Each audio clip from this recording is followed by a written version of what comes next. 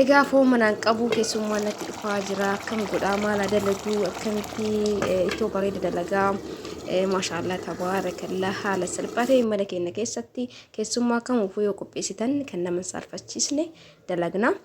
Assalamu alaikum warahmatullahi wabarakatuh. Jirra jirtu warraftutti kee jaalatamoo fi kabajamoo akkam jirtan fayyaa keessanii alaamanni sa'a namni keessan nagaa isinin jedha warroonni biyyaa jirtanis warroonni biyya keessan cinaa jirtanis hundi keessanuu egaa warraftutti kee bakka jirtanitti nageenyi kee isin qabu isinin jecha har'aan tana laaqana hedduu namatti tolu tokko akkasumas baay'ee mi'aayaa tokko isinii wajjin kan dalagnu ta'a. Kanaaf hundi keessanuu seenaa hanga dhumaatti na waliin tura isinin jedha. Egaa akkuma argitan kana viidiyoo gisee hojjedhu yeroo baay'ee ispiidii itti dabalee ariifachiisaatiin hojjedha akka isin fanneef akkasumallee daqiiqaan baay'ee dheerata waan ta'eef jechuudha. Kanaaf akka hubattan abdiin qabaa shunkurtii quncifadhee dinnichallee quncifadhee qopheeffadhee ture xiqqoo inni ariifadhe waan ta'eef yeroo isinitti agarsiisan quncifne jechuu barbaadeetti rakkoo hin qabu ni hubattan jedheetii yaada. Kanaaf shunkurtii quncifadhee qopheeffadhe kana kun akkuma argitan sanitti dhiqameetiin jira qulqulluudha. Haaluma argitan kana ni cira shunkurtii kana bakka lamatti qooduu barbaada kun gahaadha. Shunkurtii ciree kana addaan qooda jechuudha. Hordoftoota kiyyaa ittoo yookaan waxii aynaa lama hojjenne keessummaa fedhee wanitti dhufe kan nu saalfachiisne jechuudha. Egaa kana ciradhee ka'een booda addaan qoodaa kanatti tokko gara licaa dhiqeessee kaan immoo baay'isee addaan qoode irra guddaa waxii diimaaf goona. Egas booda zayitii keenya ho'isnee hedduutti nannee bareedaadha. Haala kana yoo dalagdan hedduutu akka mi'aaya jechuudha. Dura birdistii duwwaa argeettanii yoo isin bishaan of keessaa tuutte zayitii itti xiccanii.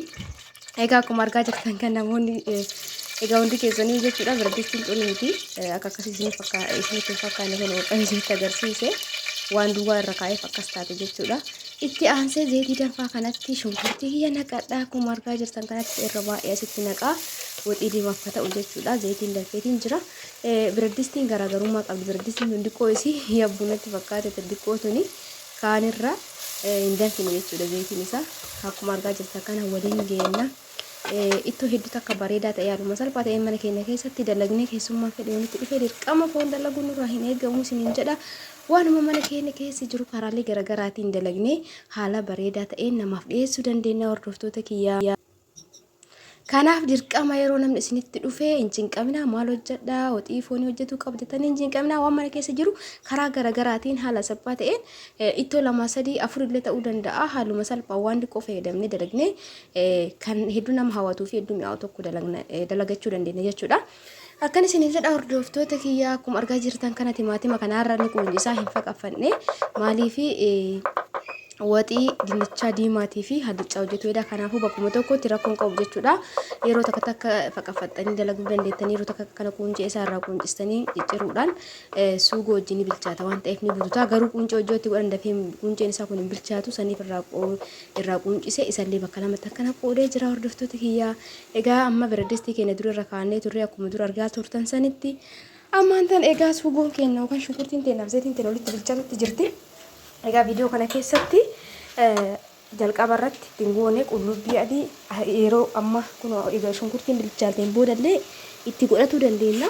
Garuu ana amma dingoonee booda irratti godha isiniin jedha asitti barbaree godha akkuma argaa jirtan kana egaa shunkurtiin zayitiif shunkurtiin bilchaateen booda barbareen xiqqootti xiqqaatee itti dabalee haganaa ga'u takka itti godha. Haala bareedaa ta'een hojjannaa isiniin jedha haga dhumaatti tura yaada keessan barreessaa qeeqallee barreessa warroonni immootu yaada keessan naa barreessaa jirtan yaada keessan ni argaa jira isiniif dalagaa waan maraayyuu isiniin jedha bishaan xiqqoo irra buusoo osoo hin taane maammasaa yookaan haxuma irraa akka bishaan zayitiin itti gannaa jedhu irra buusamuu qabu ammatti bishaanii. Shunkurtiin asitti immoo hallichaan bilchaataa jirti akkuma argitan kana hedduu bilchaatee amma irdii itti godhadha irdii akkuma argaa jirtan kanatti godhaa. Daqiiqaan akka isinitti hin dheeranne akka isin jalaa hin hifanne jechuuf ariifachiisa dalaguutti jira akka hubattan abdiin qaba wanni guddaan wanta isiniin jedhu kana hubachuudha. Itti aansee timaatima irra diqqaasan itti godha kaaddaan qoodisan jechuudha ka harka yookaan irra diqqaa hallichaa itti godha jechuudha. Maaliif hallichaa goona waan ta'eef timaatimni Egaa shunkurtiin bilchaateen booda timaatima keenya itti galfannaa hordoftoota kiyyaa akkuma dur isiniin jedhe isin yeroo kanatti qullubbii adii itti godhuu dandeettanii akkan godhu kanallee godhuu dandeettan rakkoota kan qabu jechuudha. Egaa soliin dhaadheen booda kun diimallee waliin dhaha akka isinitti tolu abdiin qaba viidiyoon kun hanga dhumaatti ilaalaa isiniin jedha hundi keessanummotu laayikii gochuu hin dagatina yoo isinitti tolu baate rakkoon qabu garuu isinitti tola jedheeti yaada hordoftoota kiyyaa. Egaa akkuma argitan kana suugoon kun bilchaatutti jira maashaallah. Nagammaa nuti timaatima ittiin goone. Egaa shunkurtii bilcheessaniin booda barbaree itti goone amma garuu itti godha. Erga daqiiqaa 10 takkaaf barbaree bilchaateen booda jechuudha. Barbaree dura shunkurtii fi zayitiin bilchaatee jira. Innis daqiiqaa 10 takka bilchaate itti aansinee barbaree itti goone barbareelleen egaa daqiiqaa 10 takka bilchaateen booda timaatima keenya itti galfannee itti qadaanna. Halichaa kanarrallee bishaan dhiqoo buusnee itti qadaaddanna isiniin jedha hordoftoota kiyyaa. Egaa qullubbii adii yoo yeroo isinitti agarsiisne amma itti godha jechuudha. Qullubbii adii akkuma dur isiniin jedhe jalqabarrallee itti godhatu dandeenya garuu kan amma hojjetaa jiru kana amma itti godha. Lamaanittu addaan qoode bakkuma tokko waan ciramuu qabu bakkuma tokko cirree addaan qoodatu dandeenya gisee matakka. Egaa qullubbii adii isaa lamaanittu godheetiin jira ammaan tanoonni itti goggoonu kunoo kana fakkaataa saniin gara kaan nageenya sirriitti bilchaatutti itti qadaanna. Egaa viidiyoo keessatti gisee akkana namni hojjetu ummataanii miti kan itti naqamu misirrii akkanatti jifadhee ture irraa gannaqee bishaan qulqulluu irra lolle'ee kaallichaa kanatti naqadha jechuudha. Maaliif waan hunduu itti godhamee geeffamee raallichaa irdii timaatima qullubbii adii itti godhamee geeffamee kanaaf isatti godhee egaa sirriitti sukkuumee daqiiqaa 20 takkaaf ture bishaan itti kallasa jechuudha. Akkuma battan abdiin qaba viidiyoo ariifachiisa dalaga waan ta'eef walirra waan itti naqee isinitti akka fakkaanneef isin ibsaa jira. Egaa kana itti qadaanneen booda kaanillee cinaa tokko laallanna istoofiin hayilee hedduu qaba nama muddu jechuudha. Osoo tokkoon qofa yoo irra xiyyeeffate kun gubataa bishaan xiqqoo irra buusaa malee akkana sukkuumuu qabdan jechuudha. Daqiiqaa turtii booda sirri sukkuumuu qabdan akka barbareen bilchaatuuf. Aansee kanallee ni ilaala. Isa kana itti naqee bishaan misira qofa itti naqee kanaaf amma sirri akkana sukkuumna jechuudha. Egaa kana sukkuumneen booda itti qadaannaan malee dhiqaa turu.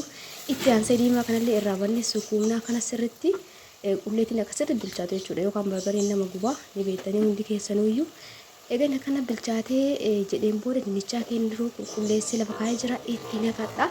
Egaa dinnichaa kan itti galchitan egaa suugoon sirriitti bilchaateetiin barbareen keessa du'een booda dinnichaa keessa itti naqatan jechuudha. Hordoftoota kiyyaa haaluma salphaa ta'een waxii yookaan ittoo dinnichaa hedduu mi'aawaa ta'eef hedduu takka nama hawwatu godhannee biratti immoo haallichaa waan barbaanne godhannee laaqana bareedaa ta'e kan nama kan foodheestar namni sun itti tolaa nyaatu jechuudha. Namoonni tokko yeroo namni nama dhufu foon osoo goone foon jechuuf barbaaduuf deeman jechuudha. Dhugaa foon tokkicha beektanii osoo gootanillee waxii tokko jechuudha. Garuu waan garaagaraa yoo gootan wallaahi hedduu akka namatti mi'aayaa hedduu akka illee namni sunis gammachuu nyaata jechuudha. Yeroo baay'ee namni gisee dhugaa dubbachuuf namni firoottan illee ta'uu ni mala biyya alaatti gisee dhufan mana keenya gisee dhufan jechuudha. Ani baay'inatti hojjedhe yeroo baay'ee hedduu takka jaalatan hedduu takka bakka akkam akka isiniif sun hin beeku baay'ee filatan nama kamuu biroo dhaqan foon nyaannamee asitti gisee maraa akkasii bakka baay'inatti sana hojjedhu naan jedhan dhugaa dubbachuuf akkana isiniin jedha. Kanaaf maal jechuu barbaade foon bituun dirqamaa miti jechuudha. Waanuma mana keenya keessa jiru babbareechisnee hojjennee namaaf dhiyeessuu dandeenya isiniin jedha hordoftoota kiyyaa. Itti aansee kun walichaan keenya kan misirratti naqee dura yeroo takkatti waliin dhoofne itti qadaannee amma yeroo lammaffaati homaa itti bishaan itti naqee kun akkuma argitan kan halluu isaa jijjiirataa jira. Kanaaf ammallee xiqqoo sukkuumnee bishaan keenya haga nu ga'u itti kallafanna jechuudha. Egaa misira gisee hojjetan namni gariin sirriitti bilcheessa gariin immoo xiqqoo mesii yoo bilchaate jajjabaata baasa an dhugaa dubbachuuf jajjabaata sanillee hin jaaladhu dhama ka qabu godhuu barbaada jechuudha. Hallichaa waan ta'eef bishaan xiqqoo haga naa ga'utti naqadha. Erga yeroo lama sukkuumee itti qadaadee jedheen booda dhumarratti yoo inni gadi laafe bishaan haga naa ga'utti naqadha jechuudha. Egaa maal isiniin jedha misira akka fedhii abbaatitti misira namni itti dalagu dhugaa dubbachuuf jaroonni ni beektanii miree warra keenya cinaa sanniin isaan gisee dalagan ittoo misira ni jajjabaata isaanii akkasii dalagan jechuudha. An dhugaa dubbachuuf akkasii hin jaaladhu waa jajjabaatu san keessattuu halichaa ta'e dirra isaa gallaatee hojjetu namatti tola daa'imman illee bareedaadha. Egaa kan isiniin jedha maashaallah dinnichaan keenya kana fakkaataa isallee haga ammaa bishaan ittiin qin'ee hamammasaa irraa itti gadi qabxab itti godhe malee bishaan normaalii ittiin naqne jechuudha. Gamma akkanatti egeessu sukkuumtanii inni bilchaatuuf dirri gallaafe isallee bishaan haga isinii ga'u itti naqxan jechuudha hordoftoota kiyyaa. akkuma argaa jirtan kanatti haala bareedaa ta'ee suugoo wajjin wal fudhatee gadi daafaa jira. Kanaaf amma diqqoo turree bishaan keenya haga nuugoo itti qicanna. Saniin gara kaan itti qadaannee akkuma argaa jirtan kanatti kunoo amma diqqoo wal fudhatee jira jechuudha. Suugoo wajjin wal fudhatee jira. Bishaan amma diqqoo amma samarratti qin'ee akka zayitiin asirratti humni hin taane jechuudha. Saniin booda itti qadaanna amma diqqoo ni hafa waan ta'eef jechuudha. Egas booda kan ittiin bishaan keenya itti qicannu. Egas booda yoo kana geessu nuti asaantu tana laallaa licca laallaa ammas as deebine maaliifii dirqama jechuudha. Dinnichaa gisee mata akka bishaan itti naqina. Egaa suugoo wajjin inni sirriitti wal fudhateen booda ka bishaan itti naqamu qabu jechuudha. Malee takkamatti gannattee bishaan itti gannattee caalbaataa jechuudha. Akkana isin jedha hordoftoota kiyyaa kunoo ammallee irraa banee akkuma argaa jirtan kanatti haala bareedaa ta'een suugoo wajjin wal fudhatee halluun isaatu ni beeksisa. Hanga amma bishaan kolbatti itti nanne waan ta'eef bareedatti ulleetii wajjin wal fudhatee jira jechuudha. Akkuma argaa jirtan kana amma laalee bishaan keenya hanga naagoo takka itti qicadha. Kun akkuma argaa isinitti mul'ata jedhee yaada sirriitti. Kanaaf bishaan yeroo waxii hojjettan yookaan itti hojjettan bishaan diroo ifadhaa isin jedha. Ammaan qorqoratti diroo ifadhee ture yookaan matarajitti akkanatti haga naagoo takka itti naqadha. Egas booda diqqoo waliin geenne itti qadaanna jechuudha. Akkuma argaa jirtan kana bishaan amma itti naqe jechuudha kolbatti. Kaduraa akkasumatti suugumaan bilcheessaa ture akkuma isin argaa turtan san dinnichaa yeroo godhamu akkasitti bareeda. Ammallee as deebii dinnichaan dafee bilchaatu waan jiruuf isallee cheegii godha laalaa akkasitti kan bishaatti naquu qabdan jechuudha. Xiqqoo ammas itti dabala.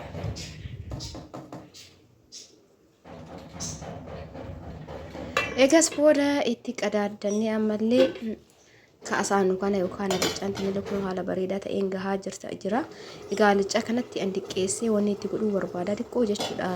Shiroo diqqoo sombaa isin akkuma dur isin jedhu daa'imman illee hedduu akka jaalatti alichaa kana karaa garaagaraatiin kakiikii ta'uu danda'a. Kan misiraallee haala kanaan godhatu dandeenya mana keenya keessatti akka fedhii keenyaatti jechuudha.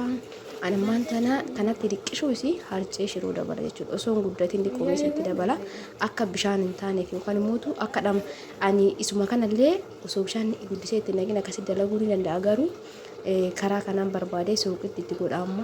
Egaa bishaan itti naqnee bishaan isaa hojjekkan ol fudhateen booda suuqitti keenya itti godhannee egas booda kun dur isin jedhatti misiruma kana yeroo hojjettan akkuma hojjedhu kanatti ta'ee bishaan sirriitti itti naquu baattan ni bareedaadha jechuudha. Garuu bishaan waan itti naqeef akka daa'imman illee jifatee nyaatu waan barbaadeef shiroo akkuma argitan kana diqquma tana itti godha jechuudha. Itti bittin godhee diqquma tana hin baay'isne akka bishaan hin taaneef haadhama bareedaa qabaata akkasitti alicaa gisee gootan kan misira akkuma dura isin jedhe sanitti immoo misirum qofallee alicaa bareedaa godhachuu dandeettanii.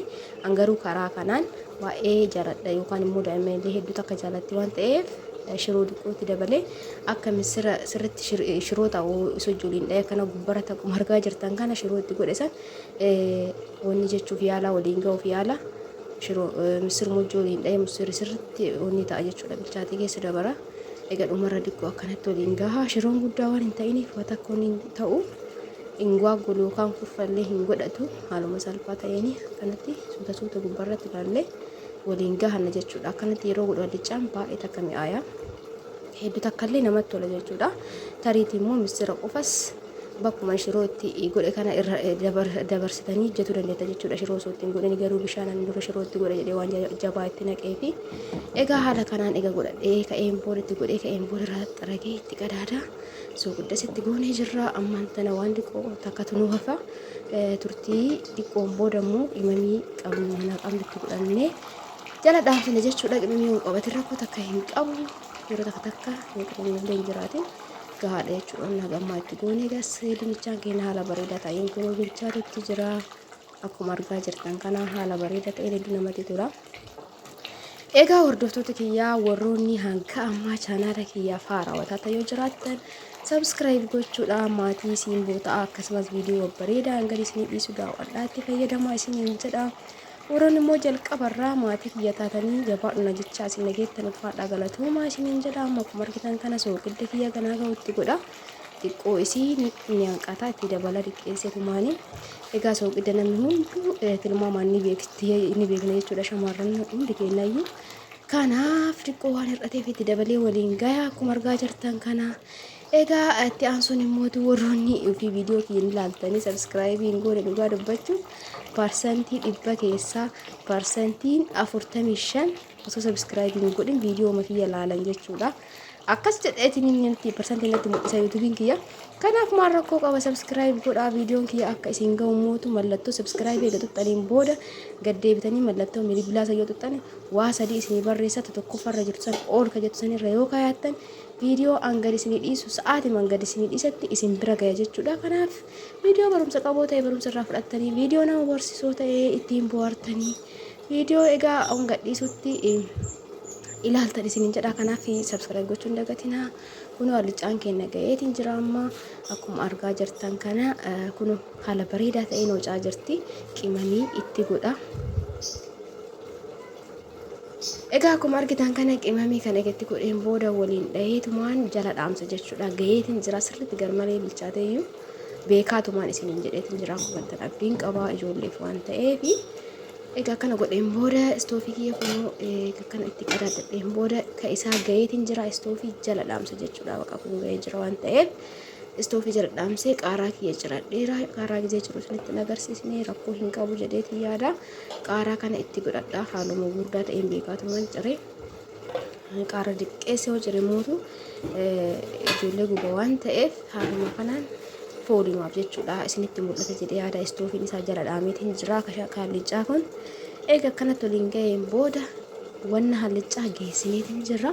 Egaa warroonni hanga ammaa dhageeffattaa jirtan ammallee obsaan hanga dhumaatti dhageeffadhaa.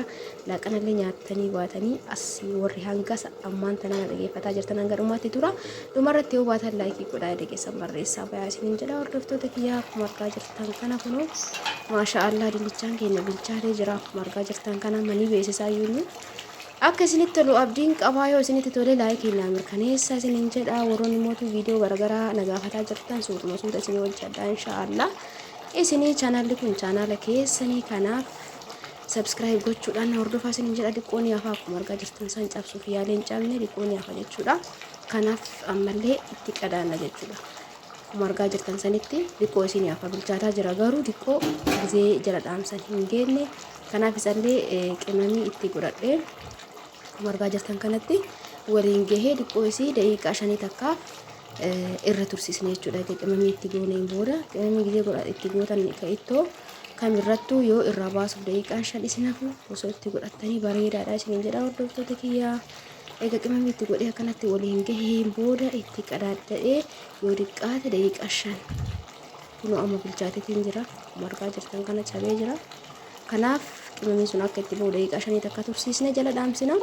Saniin gara kaanitti keenya asumarratti gaha jechuudha. Hordoftoota kiyyaa akkuma argaa jirtan kana diqqoo daqiiqaa 5 takkaa figatti qadaanneen booda itti deebineetiin ilaalla jechuudha. Maashaallah kun haala bareedaa ta'een bilchaatee jira. Akkuma argaa jirtan kanatti ammaan tanaa waliin geennee irraa buusuu qofa isiniin jedha.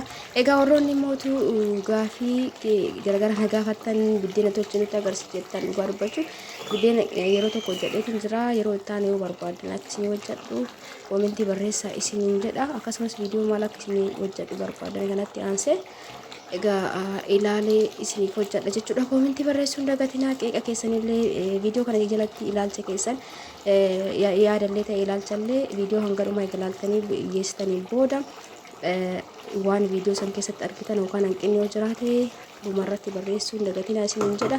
Egaa hordoftoota kiyyaa warroonni dhugaa dubbachuuf hanga ammaa na hordofaa jirtan hedduu takka galatoomaa ulfaadhaa galanni keessan dachaa haa ta'u isiniin jedha. Warroonni haarawaa taatan immoo subscribe gochuu hin dagatinaa. Namni viidiyoo kiyya ilaaltan hundi keessanuu laayikii godhaa isiniin jedha. Laayikiin hedduu barbaachisa viidiyoo kiyya. Kanaaf laayik gochuu hin dagatinaa. Viidiyoo raawwuun liqqoo yeroo nama gaafataa akkasumallee immoo qulqullina waan tokko raabdee achi baastee mul'isuuf waa hedduu dhugaa keessattuu maatii hojii ijoollee hojii diqqoo namatti ulfaata. Kanaaf hundi keessanuu laayikii naa godhaa isiniin jedha. Obboleeyyan kiyyaa maashaallah tabaarakallah gaheetiin jira. Ammaan tana dhiyeessuu qofatu fi hallicalleen kun haala bareedaa ta'een gaheetiin jira. Tariitii namoonni misirri akkanatti maa bilcheessite jechuun keessan yoo kan jettan ta'e beekaataniin akkana barbaadeeti. Akkuma dura isin ibsatti isin osoo akkanatti bilcheessin osoo shirooleetiin dabalin dalagatuu dandeessan jechuudha. Dinnichaan maashaallah kun akkuma argitan kana hagan sirriitti bituu eeguu hin qabnu. egaa dinnichallee garaagarummaa qaba. Kadafee bilchaatu jira, kadafee hin bilchaanne jira. Kun dhugaa dubbachuu xiqqoo kadafee bilchaatu keessatti ramadamu garuu akkasumarallee badaaniiti. Jiddu galeessa jechuudha. Akkuma argaa jirtan kan haala kanaan irraa buufachuu qabna yookaan sirriitti yoo bilchaatee garmalee utuu namatti hin tolu gisee dhiyeessanii kanaaf haala kanaan irraa baafannee laaqana keenya dhiyeeffannee walumaan kan nyaannu ta'a. Tura ammallee deeqaa akka lama kan isin hafe kanaafuu tura isiniin jedha maaliif dhumarratti ni nyaatanii maashaallah tabaarakallaa kun dhiyeesseetiin jira. Hedduu akka namatti tola. Laaqana ajaa'ibaa ta'e haala salphaa ta'e mana keessan keessa dalagdanii nama kamuufuu dhiyeessuu ofii keessaniifillee akkana haala salphaa ta'een dhiyeeffachuu dandeettan isiniin jedha hordoftoota kiyya. Egaa viidiyoon kiyya kanarraa kan gamma kana fakkaata akka isinitti tolullee abdiin qaba. Kanaaf hundi keessanuu viidiyoo biraatiin inshaallah yeroo dhiyootti walitti deebina. Hangasittuu hundi keessanuu bakkuma jirtanitti fayyaanaa ta'a isiniin jedha horaa bulaa. Hedduu takka isin jaaladha isin kabaja mara keessaniin jechuudha. Egaa viidiyoo biraatiin hanga arginutti bakkuma jirtanitti fayyaanaa ta'a isiniin jedha. Laayikii gochuu hin dagatinaa namni immoo osoo ilaalaa jirtan osoo sabskiraayib godhin ilaaltan immoo mata akkauntiin irraa hidhatan jiru sabskiraayib godhaa isiniin jedha. Yeroo biraa walitti deebinutti baay baay turtii gaarii qaba.